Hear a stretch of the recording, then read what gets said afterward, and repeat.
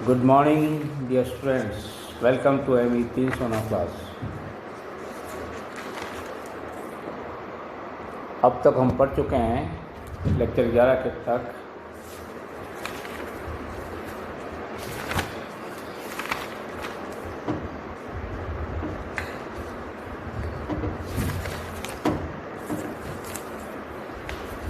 Allocation की जो विधियां हैं, एलोकेशन ऑफ ऑन कॉस्ट या ओवरहेड एक्सपेंसेस की जो विधियां हैं, पहले हम पढ़ चुके हैं।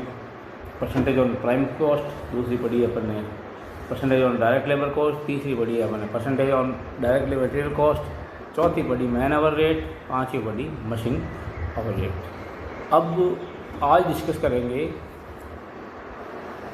Combination of man our and machine our, चौथी और पांचवी का कॉम्बिनेशन, इसके अंदर दोनों की मेरिट्स जो और डीमेरिट जो है, मेरिट्स को उपयोग में लेंगे, डीमेरिट्स को डिनाई करेंगे। तो आज डिस्कस करेंगे पार्ट 3 के अंदर combination of man our and machine our. ये विधि मैन आवर और मशीन आवर रेट का मिश्रण है। मैन आवर रेट मेथड हाथ द्वारा कार्य के लिए तथा मशीन आवर रेट मशीन के द्वारा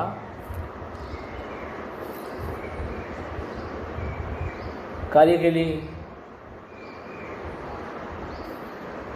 उपयोग में ली जाती है। और दोनों ही पद्धतियाँ प्रोडक्शन कार्य के लिए प्रयुक्त होती है। मैन आवर रेट मेथड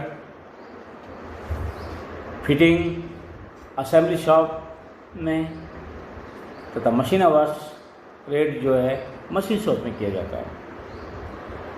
परंतु इंडस्ट्री में सभी प्रकार की शॉप्स में हाथ द्वारा तथा मशीन द्वारा दोनों ही प्रकार से प्रोडक्शन कार्य किया जाता है। ये देखते हैं कि अब फैक्ट्री के अंदर हाथ द्वारा भी कार्य किया जाता है और मशीन के द्वारा कार्य किया जाता है। जहाँ हाथ की ज़रूरत पड़ती है वहाँ हाथ से, जहाँ मशीन के द्वारा ज़रूरत पड़ती है मशीन के द्वारा। अतः इस प्रकार की ये पद्धति काम में लाई जाती है। नेक्स्ट आता है यूनिट रेट मेथड। इस विधि से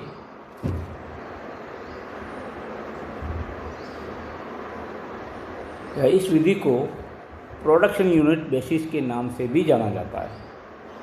प्रोडक्शन यूनिट बेसिस के नाम से भी जाता है। इसमें ऑन कॉस्ट का एलोकेशन प्रोडक्शन की यूनिट के आधार पर किया जाता है, प्रोडक्शन की क्वांटिटी के आधार पर किया जाता है। प्रोडक्शन की इकाई सामान्यतः पीस क्वांटिटी के अंदर, विशेष के अंदर होगी, या किलोग्राम्स के अंदर होगी, या टन्स के अंदर होगी, या लीटर्स के अंदर होगी, या मीटर्स के अंदर, ये यूनिट के हिसाब से होगी। ठीक है। इस प्रकार की विधि वहाँ काम में ली जाती है जहाँ पर एक ही प्रकार के प्रोडक्ट को प्रोड्यूस किया जाता है। मतलब यूनिफॉर्म प्रोडक्शन के लिए यूनिट रेट मेथड काम में लिया जाता है। इसका उपयोग उन फैक्ट्री में नहीं किया जाता जहाँ पर अलग अलग तरह के प्रोडक्ट तैयार किए जाते हैं। ओवरहेड्स की इकाई दर यूनिट रेट एक यूनिट के लिए होती है। इसे इस प्रकार से कैलकुलेट किया जाता है, किसी भी पर्टिकुलर पीरियड के दौरान प्रोडक्शन यूनिट का या प्रोडक्शन क्वांटिटी का टोटल ओवरहेड्स के सापेक्ष अनुपात ज्ञात करके कैलकुलेट किया जाता है। दोबारा देख लीजिए, एक यूनिट के लिए होती है। इसे इस प्रकार से कैलकुलेट किया जाता है कि किसी भी पर्टिकुलर पीरियड, मतलब कोई भी विशेष कार्य अंतराल के दौरान प्रोडक्शन क्वांटिटी का टोटल ओवरहेड्स के सापेक्ष अनुपात ज्ञात करके कैलकुलेट किया जाता है। तो मैथमेटिकल फार्मूला क्या होगा? Overheads per unit equal to total overheads upon quantity of production. उदाहरण लें, a manufacturing concerns produces 5000 machines per year. ये एक फैक्ट्री है जो प्रत्येक वर्ष में 5000 मशीनें प्रोड्यूस कर रही है। If the overheads during that year are ₹8 lakhs, calculate the overhead cost on each machine. मतलब एक साल का ओवरहेड्स 8 लाख रुपए है और 5000 मशीनें जो है सालाना वो प्रोड्यूस करती है। तो overhead cost per unit, solution है, overhead cost per unit can be calculated by unit rate method. Contact mathematical formula, overheads upon units equal to total overheads upon quantity of production. Here total overheads बराबर equal to ₹8 lakhs, quantity of production is 5000 units, overheads on each machines 8 lakhs upon 5000, this is 160. Therefore overheads on each machine will be 160 rupees। अब अपन कुछ उदाहरण लेते हैं। Some examples of on cost allocation of on cost to departments। निश्चित सुविधाएं, एक से अधिक विभाग में इनका उपयोग किया जाता है। इस प्रकार की सुविधाओं के खर्च एक्सपेंसेस को संपूर्ण फैक्ट्री के लिए एस्टिमेटेड किया जाता है। तब उनको विभागों को एलोकेट इस प्रकार से किया जाता है जब किसी भी विभाग के लिए क्लियर कट और एग्जैक्ट एस्टिमेशन ऑफ कॉस्ट किया जाए तो इसे एलोकेशन कहा जाता है। अगर केवल एस्टिमेशन किया जाए तो इसको एपोर्शन या बांटना या विभाजन कहते हैं। पहला, फैक्ट्री लाइटिंग।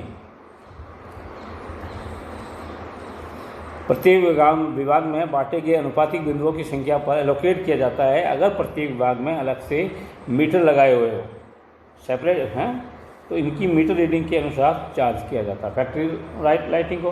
फैक्ट्री रेंट, इसको प्रत्येक विभाग द्वारा ऑक्युपाइड किए गए एरिया, फ्लोर एरिया के अनुपातिक एलोकेट किया जाता है। इंश्योरेंस टू फैक्ट्री, इसको भी फैक्ट्री रेंट की तरह ही एलोकेट किया जाता है। चौथा आता है depreciation and repairs to factory buildings. इसका निर्धारण एलोकेशन भी फैक्ट्री रेंट की तरह ही किया जाता है। अब फैक्ट्री रेंट की तरह क्या क्या किया जाता है? Factory lighting, factory rent, insurance और डेप्रिसिएशन एंड रिपेयर्स ऑफ। पांचवा आता है फ्यूल एंड पावर। विभिन्न विभागों में इंस्टॉल्ड या स्थापित किए गए मशीनों एवं उपकरणों, मतलब इक्विपमेंट्स की हॉर्स पावर के अनुपात में एलोकेट किया जाता है।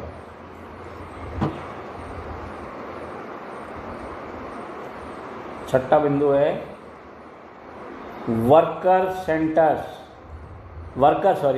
कैंटीन। फायदा उठाने वाले कामगारों, कैंटीन का फ़ायदा उठाने वाले जो कामगार है या बेनिफिटेड वर्कर्स है के अनुपात के अनुसार इसके खर्च एक्सपेंडिचर को एलोकेट किया जाता है। कैंटीन का खर्च। सातवां वेलफेयर एक्सपेंसिंग, ये भी फ़ायदा उठाने वाले कामगार, कितने कामगार बेनिफिटेड वर्कर्स हुए उनके अनुपात के अनुसार इसके खर्च को या एक्सपेंडिचर को एलोकेट किया जाता है। एनी अदर आइटम, 1 से लेकर 7 तक जो ऊपर डिस्कस किए हैं के अलावा मैनेजर वर्क्स या जनरल मैनेजर के निर्णय जजमेंट पर कोई क्राइटेरिया फिक्स किया जा सकता है। ये विशेष सर्कमस्टांसेस या दशाओं पर निर्भर करता है।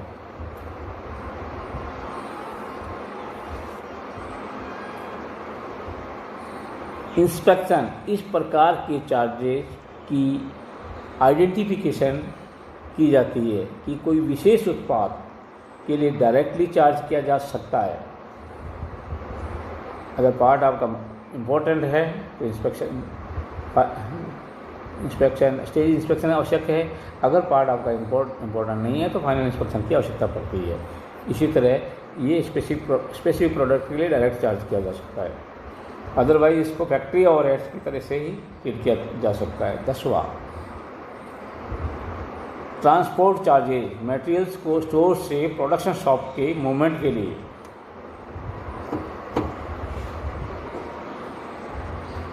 उठाए जाने वाले खर्च के लिए किया जाता है।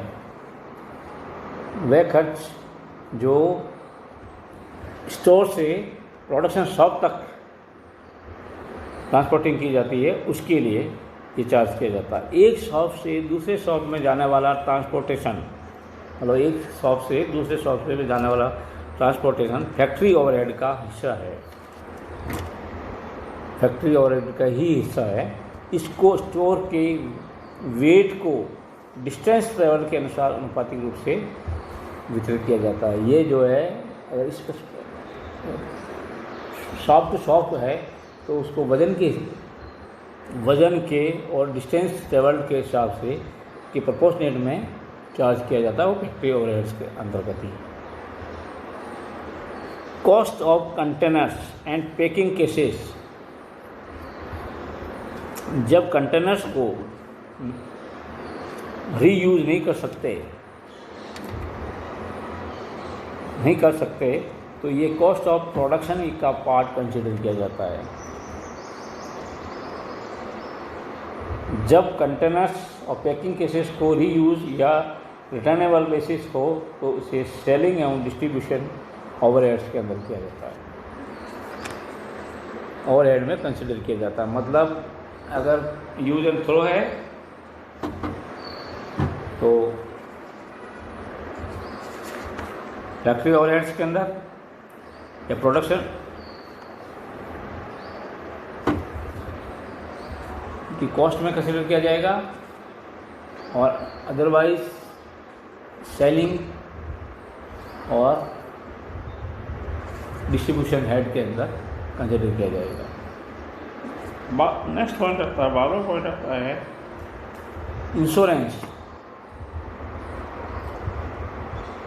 Insurance of product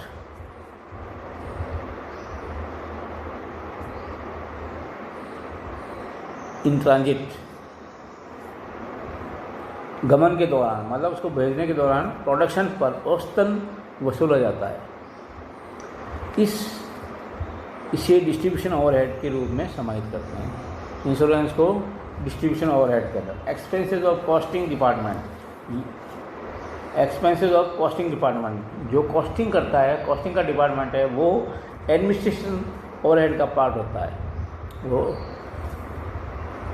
next point आता है 14वां point, cost of small tools. ये फैक्ट्री के प्रत्येक विभाग को इशू की गई सामग्री के आधार पर उनके स्वयं के प्रभारों के रूप में चार्ज किए जाते हैं। छोटे छोटे जो टूल्स होते हैं जिस डिपार्टमेंट को इशू किए जाएंगे उनके ओवरहेड्स के ऊपर चार्ज किया जाता है। 15वां पॉइंट जो है वेस्ट और लॉस टू फिनिश्ड वर्क को फिनिश करने में अगर किसी प्रकार का नुकसान होता है या लॉस होता है, लॉसेस को है तो रिटर्न ऑफ अभिलेखन से हटाया जाता है तो इसको प्रॉफिट और लॉस से काउंट किया जाता है। इसको प्रॉफिट और लॉस से काउंट किया जाएगा। बोनस, ये अंडरटेकिंग के प्रॉफिट से तय किया जाता है। बोनस जो है किसी भी कंसर्न को कितना फ़ायदा हुआ है उसकी प्रॉफिट से कंसिडर किया जाता है। अगर ये बाध्यकारी या आवश्यक है, ऑब्लिगेटरी हो, तो न्यूनतम बोनस को प्रोडक्शन ओवरहेड, अगर देना ही है बोनस, चाहे फैक्ट्री लॉस में हो चाहे प्रॉफिट में हो, तो प्रोडक्शन ओवरहेड से प्रत्येक विभाग के अलग अलग वेजेस के अनुसार अनुपातिक किया जाता है।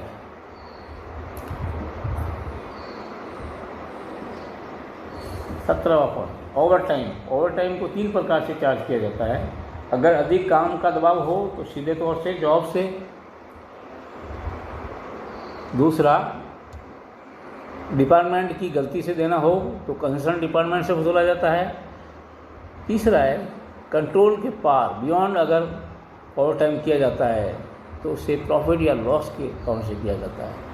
इसे दोबारा समझ लीजिए, अगर ओवर टाइम जो है 3 प्रकार से, अगर अधिक काम का दबाव, काम का लोड ज़्यादा हो तो सीधे तौर से जॉब से, और अगर डिपार्टमेंट की गलती से देना हो तो कंसर्न डिपार्टमेंट से, जिस डिपार्टमेंट की गलती है उस डिपार्टमेंट के वसूला जाता है। और कंट्रोल के पार, बियॉन्ड दी कंट्रोल, अगर ओवर टाइम किया जाता है तो इसे प्रॉफिट और लॉस अकाउंट से किया जाता है। ऐसी अवस्था फ्लड या फायर के समय आती है। ऐसी अवस्था कब आती है? जब फ्लड या फायर आ जाता है, आग लग जाए इंडस्ट्री के अंदर या कोई बाढ़ आ जाए, ऐसी अवस्था आ जाए तो तब इंडस्ट्री बंद रह जाए तो उस टाइम दिया जाना अत्यंत आवश्यक है। उस टाइम में ओवर टाइम दिया जाता है। 18वां पॉइंट है वेजेस टू अप्रेंटिस। जो डिप्लोमा ट्रेनेज है, ITI ट्रेनेज है, इंजीनियर ट्रेनेज है या प्रशिक्षकों को दिया जाने वाला वेजेज 50% ऑफ जॉब से तथा 50% ऑफ प्रोडक्शन ओवरहेड से किया जाता है। ट्रेनिज को 50% वेजेस वेतन से दिया जाएगा और 50% जो वेज वेज जो है वो जॉब से दिया जाएगा और 50% जो है प्रोडक्शन ओवरहेड से किया जाएगा। क्योंकि प्रशिक्षकों की कार्य करने का समय अधिक लगता है एवं उनके द्वारा वेस्टेज व स्पॉइलेज वेस्टेज जो है अधिक किया जाता है। 19वां पॉइंट है wages paid during the training period. इसको प्रोडक्शन ओवरहेड से चार्ज किया जाता है। ट्रेनिंग पीरियड के दौरान जो किया जाएगा वो प्रोडक्शन ओवरहेड से किया जाएगा।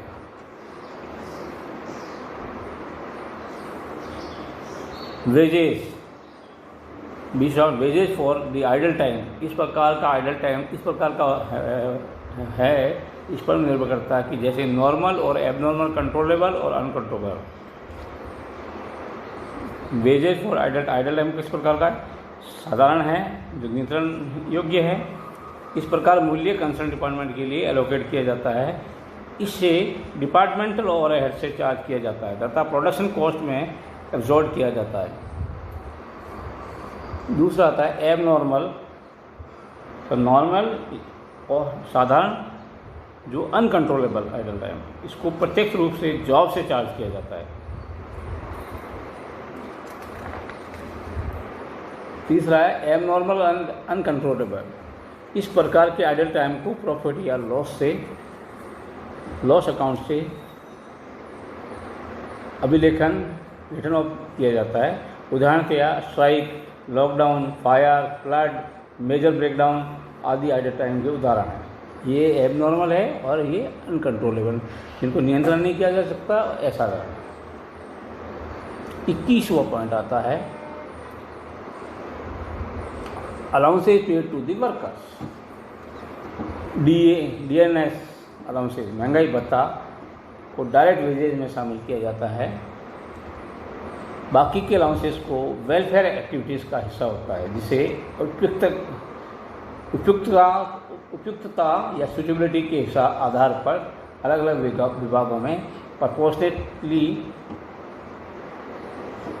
या अनुपातिक बांटा जाता है।